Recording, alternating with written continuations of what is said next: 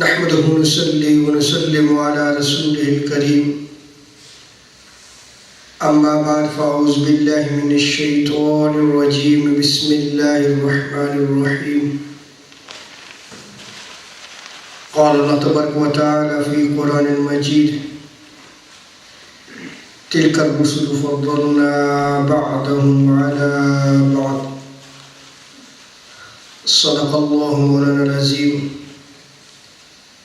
مولاي صل وسلم دائما ابدا على حبيبك خير الخلق كلهم.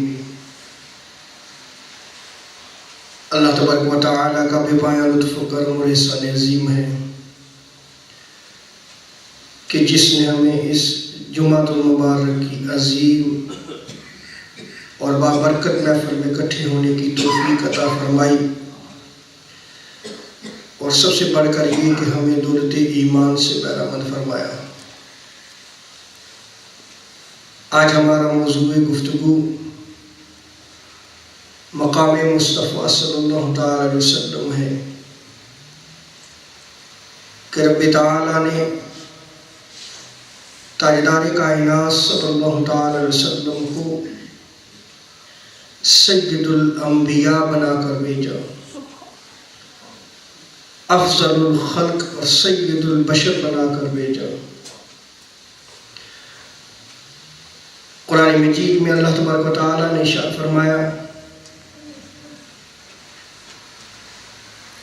کہ بعض رسولوں کو بعض پر جو ہے وہ فضیلت دی گئی. تاجدار کائنات صلی اللہ تعالی علیہ وسلم افضل الرسل ہیں،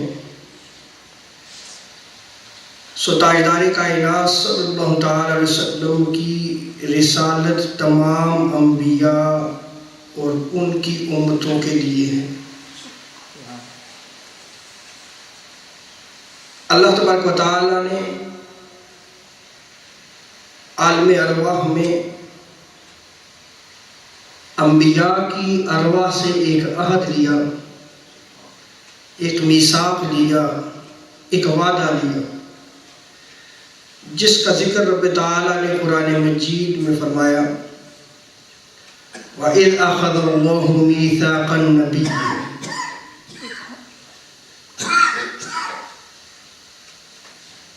اور یہ اجتماع ارواح انبیاء تھا،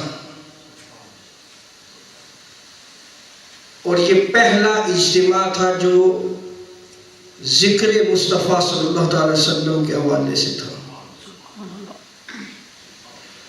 اور یہ پہلا اجتماع تھا جس میں تاجدار کائنات صلی اللہ تعالی وسلم کی ولادت کا ذکر کیا گیا، جس میں تاجدار کائنات صلی اللہ تعالی وسلم کے مبعوث ہونے کی خبر دی گئی. اور اس کے پہلے خطیب خود رب تعالیٰ ہے. جب یہ عالم ارواح میں انبیاء کرام کی ارواح کا اجتماع ہوا تو نور محمدی صلی اللہ تعالی علیہ وسلم نے اللہ تبارک و تعالیٰ کے حکم پر انوار انبیاء کی طرف دیکھا. رب تعالیٰ نے حکم فرمایا کہ آپ ان ارواح انبیاء کی طرف نظر فرمائیں.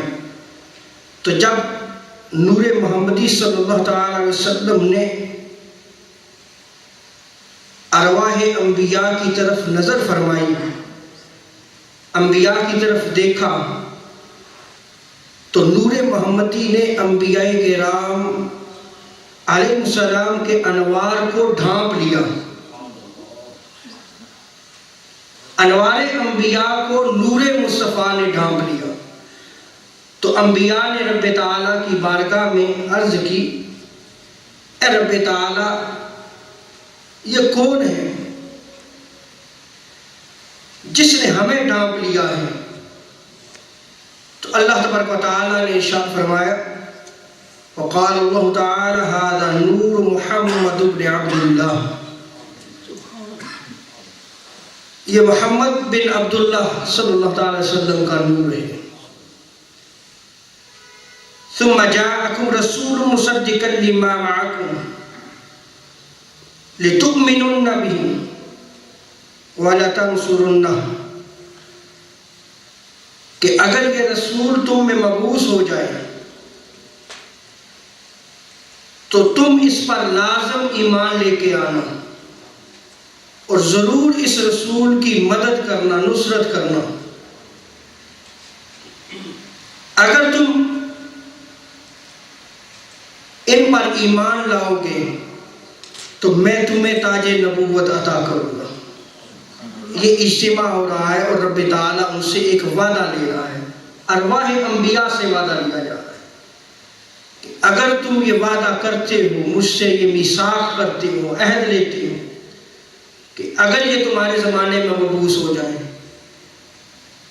تو تم ضرور ان پر ایمان بھی لے کے آنا اور ان کی نصرت بھی کرنا، اور اگر تم یہ مجھ سے عہد کرتے ہو تو پھر میں تمہیں تاج نبوت عطا کرتا ہوں۔ تو سب نے کہا کہ ہم آپ کی نبوت پر ایمان لاتے ہیں۔ یہ ساری بحث امام قسطلانی نے المواہب اللدنیہ میں بیان کی ہے، اسی آیت کریمہ کے تحت۔ اور ہر نبی جب مبعوث ہوا اس نے اپنی امت سے بھی یہ عہد لیا۔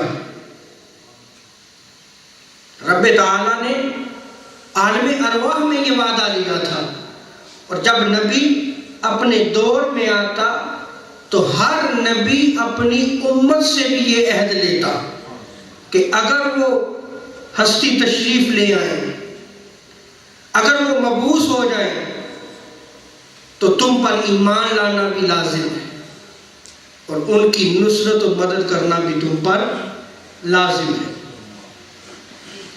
جیسا کہ حضرت مولا علی رضی اللہ تعالی عنہ روایت فرماتے ہیں، امام طبری نے جامع البیان میں اس روایت کو نقل کیا ہے کہ حضرت آدم علیہ السلام اور ان کے بعد جس نبی کو بھی بھیجا اس سے سیدنا محمد مصطفیٰ صلی اللہ علیہ وسلم کے متعلق یہ عہد لیا گیا، یہ وعدہ لیا گیا کہ اگر اس نبی کی زندگی میں سیدنا محمد مصطفیٰ صلی اللہ علیہ وسلم مبعوث ہو جائے تو وہ ضرور ان پر ایمان لائیں اور ان کی نصرت کریں۔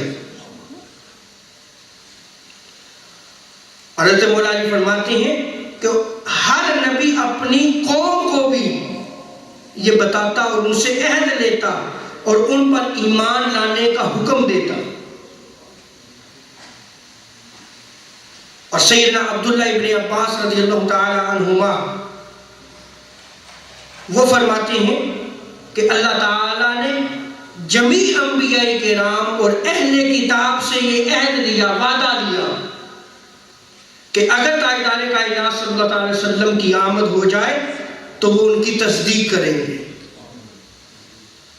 اور حضرت مولا علی رضی اللہ تعالی عنہ کی روایت آتی ہے کہ حضرت آدم علیہ السلام سے لے کر حضرت عیسیٰ علیہ السلام تک جتنے بھی انبیاء اور رسل تشریف لائے، جن جن اقوام میں وہ انبیاء اور رسول مبعوث کیے گئے، تو حضور صلی اللہ علیہ وسلم کے بارے میں ان سے وعدہ لیا گیا کہ اگر آپ صلی اللہ علیہ وسلم مبعوث ہوں اور تم زندہ ہو تو تم ضرور ان پر ایمان لاؤ گے اور ان کی مدد کرو گے۔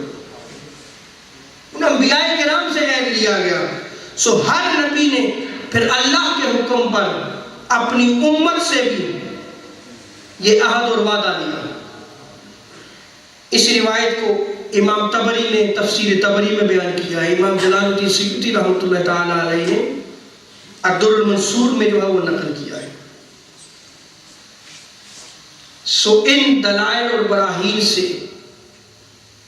ان احادیث مبارکہ سے یہ معلوم ہوا کہ تمام انبیاء کرام اور رسل حکماً اور تقدیراً ہمارے نبی پاک صلی اللہ علیہ وسلم کی امت ہے۔ اور نبی امت سے افضل ہوتا ہے، نبی امت سے افضل ہوتا ہے، اس سے واضح ہوا کہ آپ تمام انبیاء و رسل سے افضل ہیں۔ تاجدار کائنات صلی اللہ علیہ وسلم افضل الرسول ہے، سید البشر ہے۔ اور امام قسطلانی رحمۃ اللہ تعالی علیہ، امام یوسف نبہانی اور امام سبکی آپ فرماتے ہیں اسی آیت کریمہ کے تحت وَإِذَا أَخَذَ اللَّهُ مِيثَاقَ النَّبِيِّينَ کہ بالفرض حضرت آدم علیہ السلام، حضرت نوح، حضرت ابراہیم، حضرت موسیٰ، حضرت عیسیٰ علیہ السلام کے وقت سید عالم تشریف لے آتے، وَجَبَ عَلَيْهِمْ وَعَلَىٰ أُمَمِهِمْ الْإِيمَانُ بِهِ وَنُصْرَتَهُ کہ پھر ان پر واجب ہو جاتا اور ان کی امتوں پر بھی واجب اور لازم ہو جاتا کہ وہ حضور صلی اللہ علیہ وسلم پر ایمان بھی لائے اور ان کی مدد بھی کرے۔ لہذا سید عالم صلی اللہ تعالی علیہ وسلم کا سب انبیاء کرام اور ان کی امتوں کا رسول اور نبی ہونا، یہ امام سبکی فرماتے ہیں، تاجدار کائنات صلی اللہ علیہ وسلم کے لیے حقیقتاً ثابت ہے۔ اور آگے فرماتے ہیں کہ اگر تاجدار کائنات صلی اللہ علیہ وسلم حضرت آدم، حضرت نوح، حضرت ابراہیم، حضرت موسیٰ، حضرت عیسیٰ علیہ السلام کے زمانوں میں ہوتے اور کسی زمانے میں تشریف لے آتے تو ان تمام انبیاء کرام کی نبوت بھی برقرار رہتی، ان کی نبوت اور رسالت بھی قائم رہتی، اور یہ سب اپنی اپنی امتوں کے نبی بھی ہوتے، اور تاجدار کائنات صلی اللہ علیہ وسلم ان سب کے نبی اور رسول ہوتے۔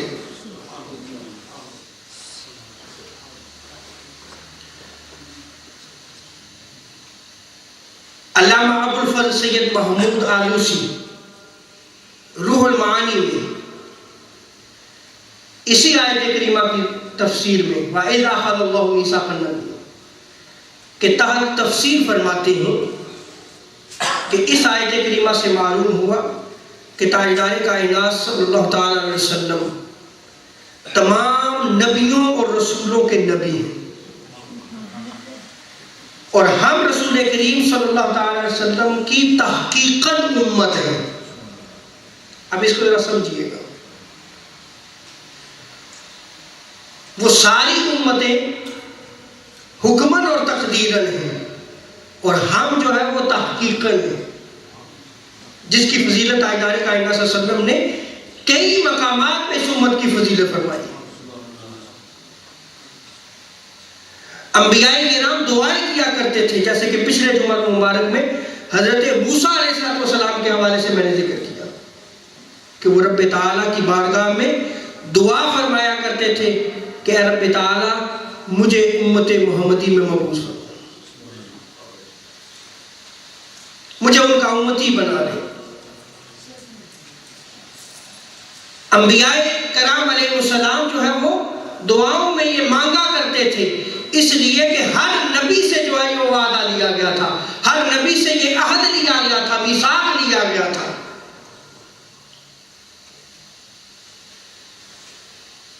جیسے رب تعالیٰ کی ایک ایگزامپل کے ساتھ اس کو سمجھا دیتا ہوں، وَمَا أَرْسَلْنَاكَ إِلَّا رَحْمَةً لِلْعَالَمِينَ، حضور صلی اللہ تعالی علیہ وسلم کو تمام جہانوں کے لیے رحمت بنا کر بھیجا گیا ہے۔ حضور صرف مسلمانوں کے لیے رحمت نہیں ہے، کافروں کے لیے بھی رحمت ہے۔ اور آپ صلی اللہ تعالی علیہ وسلم صرف انسانوں کے لیے رحمت نہیں ہے، آپ انس اور جن کے جو ہے وہ رحمت کے لیے رحمت ہے، آپ حجر و شجر کے لیے رحمت ہے، یعنی جتنے عالمین موجود ہیں، جس جس چیز پہ عالم کا اطلاق ہوگا آپ اس کے لیے رحمت بنا کر بھیجیں گے، اس کے لیے رحمت بنا کر بھیجیں گے، لیکن امت محمدیہ صلی اللہ تعالی علیہ وسلم کے لیے خاص رحمت ہوگی۔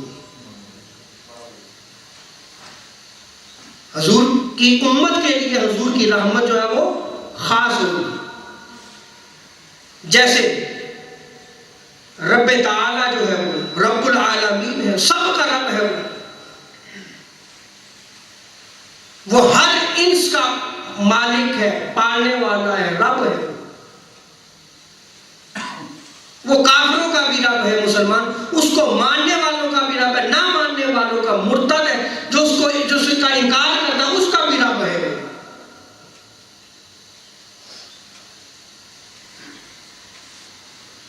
تو تاجدار کائنات صلی اللہ تعالی علیہ وسلم کا نبی اور رسول ہونا اس امت کے لیے تحقیقاً ہے، اس امت کے لیے کیا ہے، اور باقی جتنی امتیں اور جتنے رسول ہو گزرے ان کے لیے حکماً اور تقدیراً ہے۔ آگے علامہ آلوسی فرماتے ہیں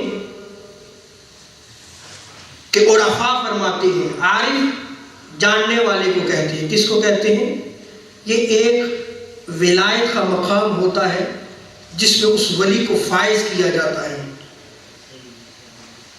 جب وہ عارف ہوتا ہے تو وہ رب کی معرفت کو پا لیتا ہے۔ ان عرفاء کے حوالے سے علامہ آلوسی لکھتے ہیں کہ تاجدار کائنات صلی اللہ تعالی علیہ وسلم ہی نبی مطلق اور رسول حقیقی ہیں اور مستقل شارع ہیں، اور آپ صلی اللہ علیہ وسلم کے سوا باقی انبیاء کرام علیہ السلام آپ کے تابع ہیں۔ اور آگے دیکھیں، امام احمد رضا محدث بریلوی رحمۃ اللہ تعالی علیہ فقیہ ہند فرماتے ہیں کہ تاجدار کائنات صلی اللہ تعالی علیہ وسلم کی رسالت تمام انس و جن کو شامل ہونا اجماعی ہے، یہ اجماعی عقیدہ ہے، اور محققین کے نزدیک ملائکہ کو بھی شامل ہے، بلکہ تحقیق یہ ہے، سید حضرت فرماتے ہیں کہ آپ صلی اللہ تعالی علیہ وسلم شجر و حجر کے بھی رسول ہیں، ارض و سما کے بھی رسول ہیں۔ آگے فرماتے ہیں کہ تمام ما سوی اللہ، یعنی ہر شے جو اللہ تبارک و تعالیٰ کے سوا ہے، ما سوی اللہ اس کے احاطہ عامہ و دائرہ تامہ میں داخل ہے۔ یہ عبارت ہے، میں نے وہی پڑھی ہے۔ اس کا معنی ہے کہ تاجدار کائنات صلی اللہ علیہ وسلم کی رسالت ہر ایک کے لیے، تمام اولین اور آخرین، ہر جن و انس، شجر و حجر، ہر ایک کے لیے جو آپ صلی اللہ علیہ وسلم کی رسالت عام ہے، آپ ہر ایک کے نبی اور رسول ہیں۔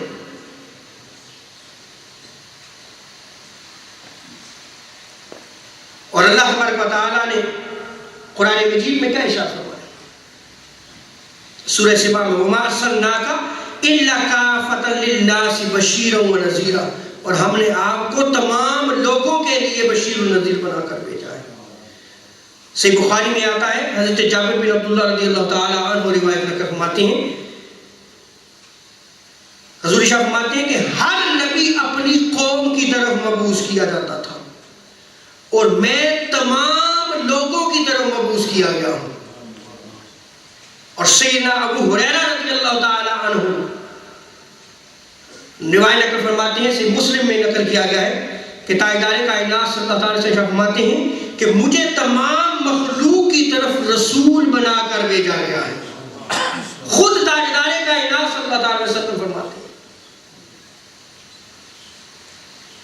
اور امام سبکی رحمۃ اللہ تعالی علیہ، امام یوسف نبہانی رحمۃ اللہ تعالی علیہ نے اس کو جوائع البحار میں نقل کیا ہے، بعثت الی الناس کافہ، کہ میں تمام لوگوں کی طرف مبعوث کیا گیا ہوں۔ امام سبکی فرماتے ہیں کہ ہم اس سے یہی خیال کرتے تھے کہ تاجدار کائنات صلی اللہ تعالی وسلم اپنے زمانے سے لے کر قیامت تک کے لیے مبعوث ہوئے، لیکن اب یہ بات ہم پر آشکار ہوئی، اب یہ بات ہم پر کھلی کہ آپ تمام اولین اور آخرین کی جانب مبعوث ہوئے ہیں، تمام اولین اور آخرین کی طرف مبعوث کیے گئے۔ اور سیدنا ابو ہریرہ رضی اللہ تعالی عنہ، آپ افضل الرسل ہیں، مسند بزار میں اس روایت کو نقل کیا گیا، حافظ ابن کثیر نے تفسیر القرآن العظیم میں اس روایت کو نقل کیا ہے، امام جلال الدین سیوطی رحمۃ اللہ تعالی علیہ نے در المنصور میں نقل کیا ہے، روح المعانی میں بھی اس روایت کو نقل کیا گیا ہے، مجموع الزوائد میں بھی اس روایت کو نقل کیا گیا ہے، اور محدثین کہتے ہیں رجالہ رجال صحیح، اس حدیث کے رجال جو ہے وہ جو سند ہے وہ صحیح ہے، واسنادہ حسن، اور اس کی سند کیا ہے؟ حسن ہے، یعنی حدیث سے صحیح نقل کر رہا ہوں۔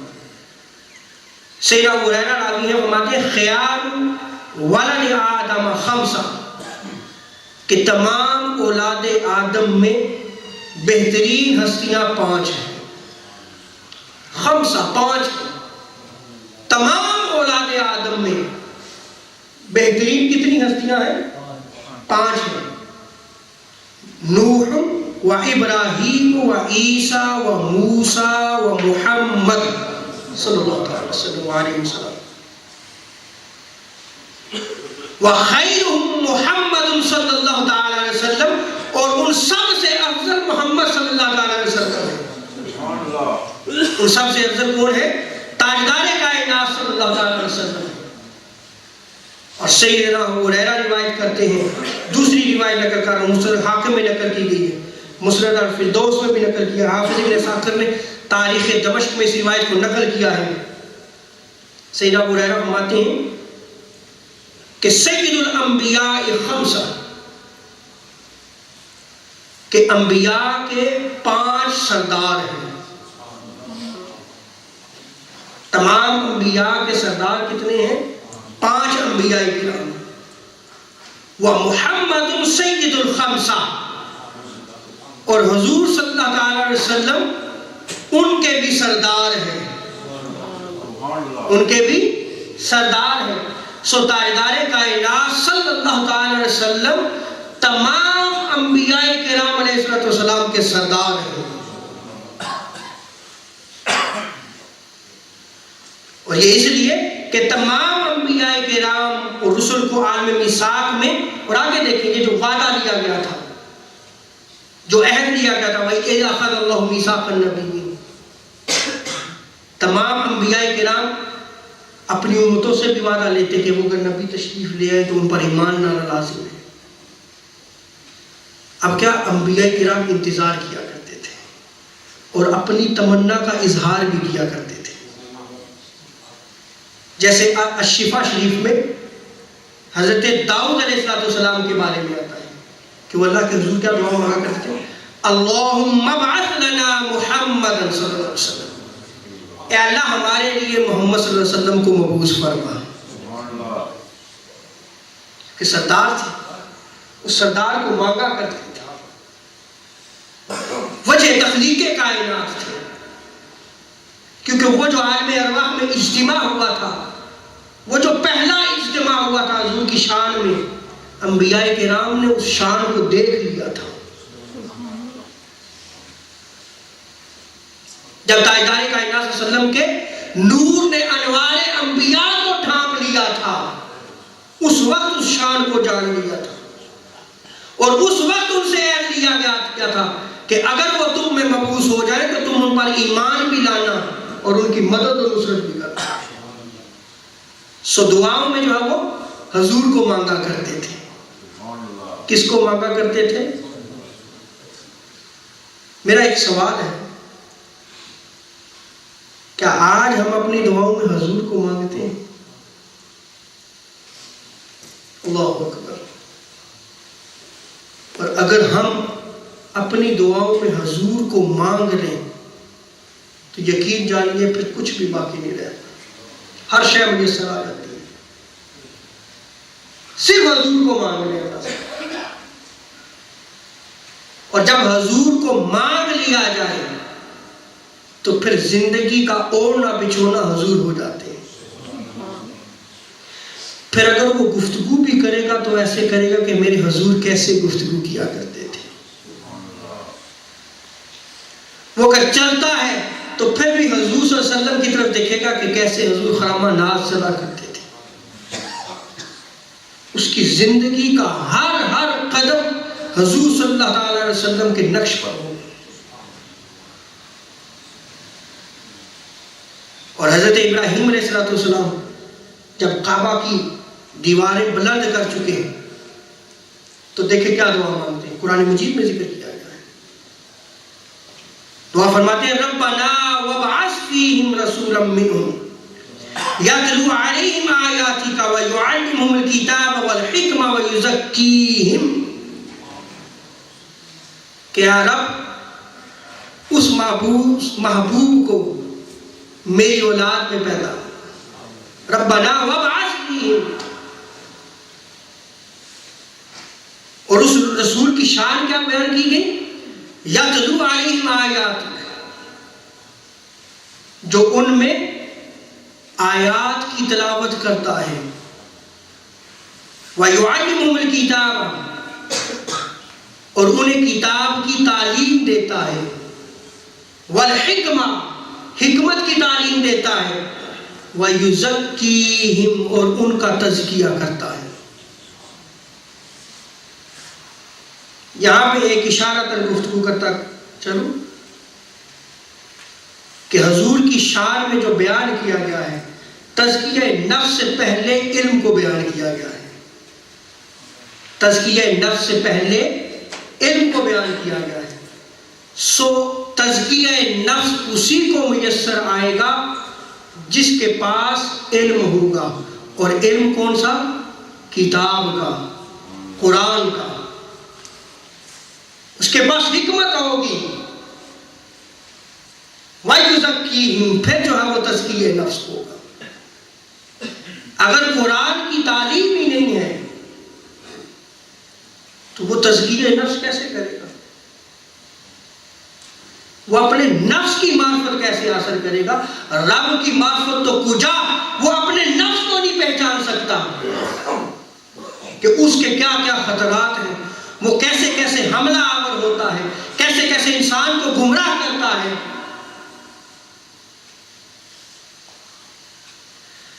اور حضرت عیسیٰ علیہ السلام ان کی طرف دیکھیے کہ وہ بشارتیں دیا کرتے تھے. کیا کیا کرتے تھے؟ بشارات دیا کہ وہ مبشر برسول یاتی من بعد اسمہ احمد، کہ میرے بعد جو مبعوث ہوں گے ان کا نام احمد ہوگا. آسمانوں میں حضور کا نام کیا تھا؟ احمد.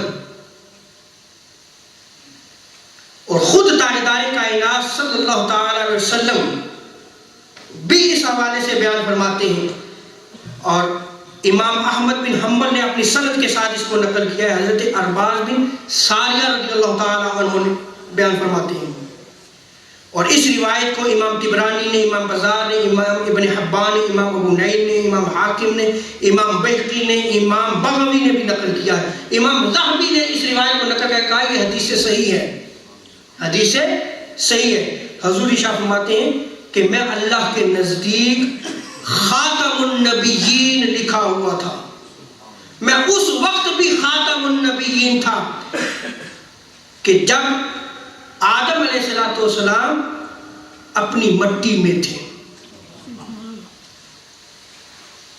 اپنی مٹی میں تھے. میں اس وقت بھی خاتم النبیین تھا. اور حضور شاہ فرماتے ہیں کہ عنقریب میں تم کو اپنی ابتدا کے متعلق بیان کروں گا، اور سنو میں ابراہیم کی دعا ہوں، ابراہیم کی دعا ہوں، اور عیسیٰ کی بشارت ہوں، جیسے میں نے ابھی آیات نقل کی. اور خود تاجدار کائنات صلی اللہ علیہ وسلم بھی بیان فرماتے ہیں. اور میں اپنی ماں کا خواب ہوں، اور انہوں نے میری ولادت کے وقت دیکھا کہ بے شک ان سے ایک ایسا نور نکلا جس سے محلات شام روشن ہو گئے، محلات شام روشن ہو گئے. اور تاجدار کائنات صلی اللہ تعالی علیہ وسلم حیوانات کے بھی نبی ہیں، شجر و حجر کے بھی نبی ہیں، پہاڑوں کے بھی نبی ہیں. آئیے تھوڑی سی ایگزامپلز اس میں دیتا ہوں تاکہ وہ عقیدہ جو اہل سنت و جماعت کا ہے وہ بیان کیا جا سکے. جیسے بخاری شریف میں آتا ہے کہ حضرت عباس، حضرت انس رضی اللہ تعالی عنہما نقل کرتے ہیں کہ تاجدار کائنات صلی اللہ تعالی علیہ وسلم نے احد پہاڑ کے متعلق کیا ارشاد فرمایا. آپ فرماتے ہیں کہ احد پہاڑ ہم سے محبت کرتا ہے، احد پہاڑ ہم سے محبت کرتا ہے اور ہم اس سے محبت کرتے ہیں۔ اللہ اکبر۔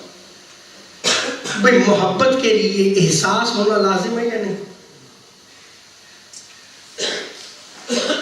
پہاڑ ہے، وہ کیا ہے؟ پہاڑ ہے۔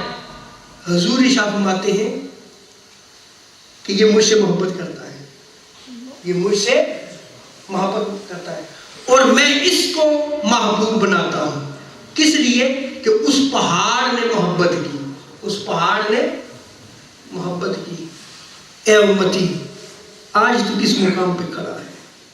اگر پہاڑ محبت کرے، حضور اس کو اپنا محبوب بنا لیتے ہیں، اور اگر امتی تاجدار کائنات صلی اللہ علیہ وسلم سے محبت کرے تو کیا حضور محبت نہیں فرمائیں گے؟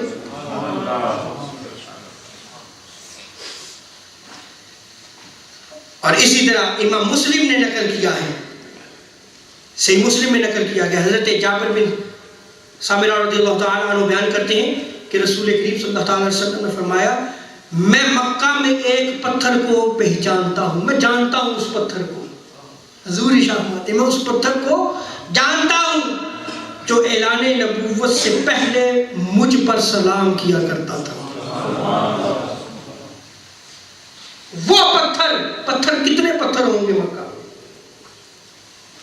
لیکن وہ پتھر جو حضور پہ سلام کا گجرانہ پیش کیا کرتا تھا، حضور فرماتے ہیں کہ میں اس کو پہچانتا ہوں، میں اس کو جانتا ہوں کہ وہ پتھر جو اعلان نبوت سے پہلے مجھ پر سلام پڑا کرتا تھا۔ آج اگر امتی تاجدار کائنات صلی اللہ علیہ وسلم سے محبت بھرا سلام کا گجرانہ پیش کرے تو کیا حضور کی پہچان میں نہیں آئے گا وہ؟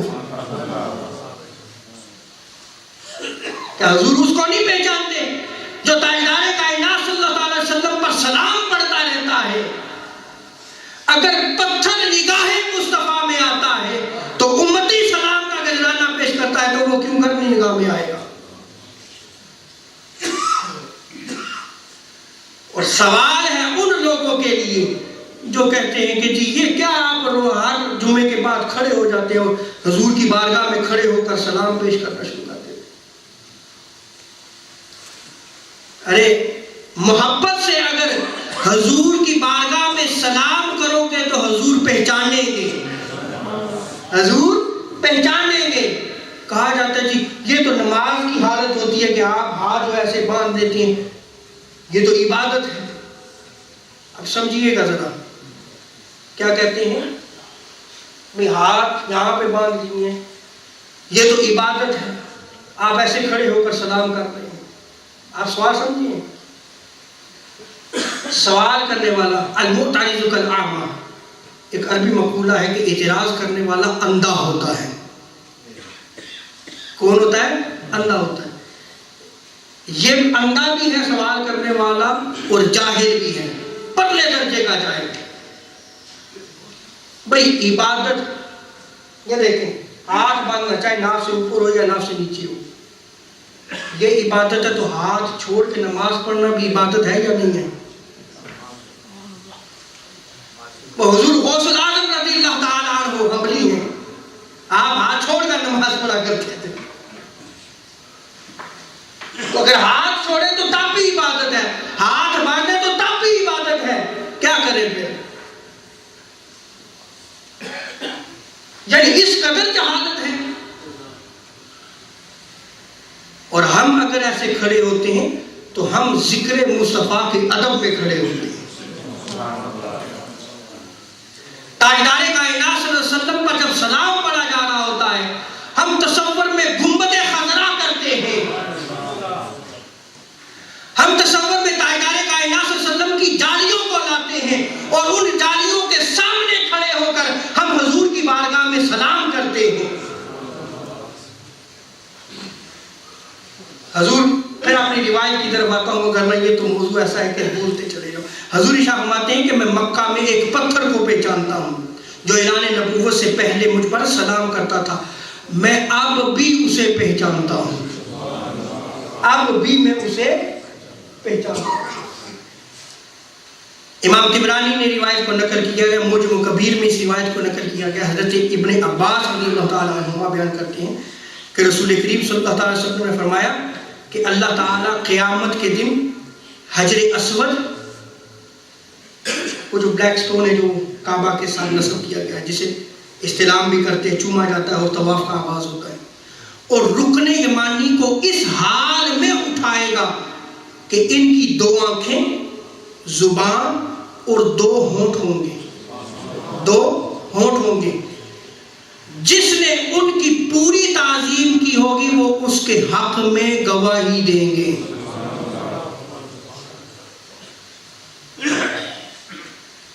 ہم جب سلام حضور کی بارگاہ میں پیش کرتے ہوئے ایسے ہاتھ باندھتے ہیں، ہم تعظیم میں مصطفیٰ کر رہے ہیں۔ ہم کیا کر رہے ہیں؟ تعظیم میں مصطفیٰ کر رہے ہیں۔ اگر حجر اسود کی تعظیم سے توجہ ہے آپ کی، رکن یمانی کی تعظیم سے روز قیامت وہ پتھر تمہارے حق میں گواہی دیں گے، اور اگر تم تاجدار انبیاء صلی اللہ علیہ وسلم پر محبت کے انداز میں، ادب کے انداز میں سلام کا گجرانہ پیش کرتے ہو تو کیا روز قیامت حضور جو ہے وہ گواہی نہیں دیں گے تمہارے حق میں؟ ضرور حضور گواہی دیں گے، اس لیے کہ وہ حضور کی پہچان میں آ جاتا ہے۔